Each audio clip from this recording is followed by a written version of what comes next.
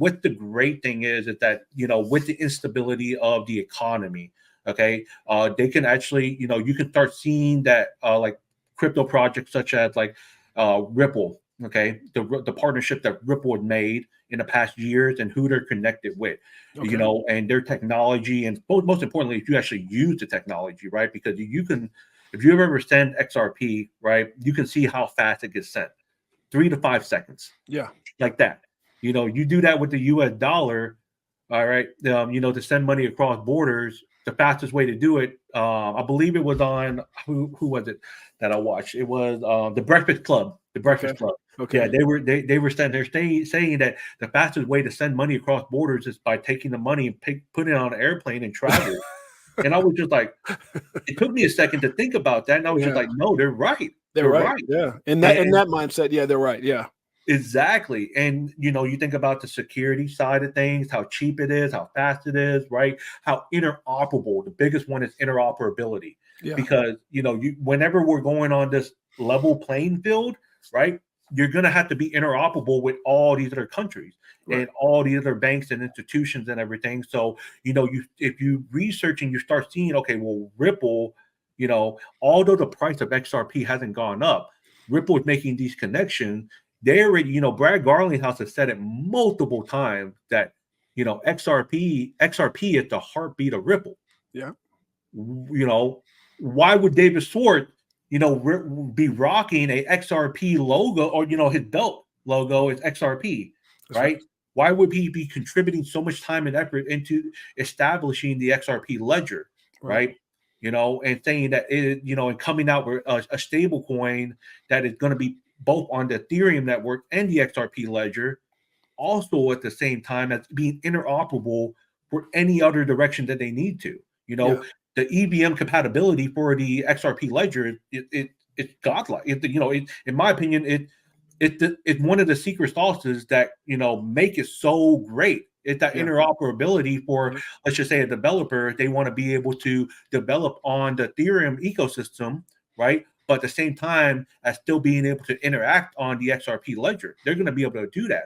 Or if they not, you don't want to do that, cool, just build it on the XRP ledger, right? Because we have that. It was called hooks. We introduced with the XRP ledger introduced hooks a few months back. Yep.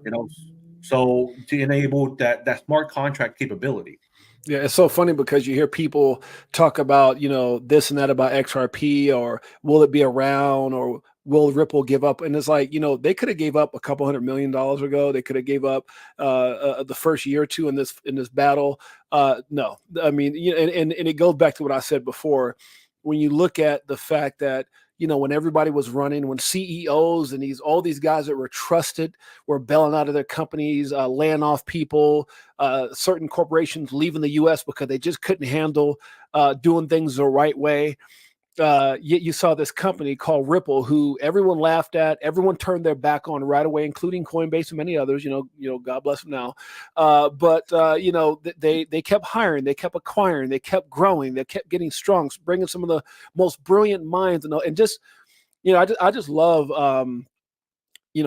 Brad and Chris and Joel and all those guys, just their integrity and just how they stayed strong through this whole, ordeal. And if you can't stand next to someone like that and say, we believe, then what the hell are you doing in this space? And I'm just being straight up with you. I don't want to be biased. I'm not, I was telling my best boy this, Mike O, I said, it's not about being a maxi.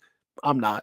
I'm very well diversified. I got several coins that if they just if they sneeze, it could be in the millions. And so I've been around the space since 17, but what I do know is something that you stand for, I stand for, Meta Lawman stands for, John Deaton stands for, and that is we hate bullies.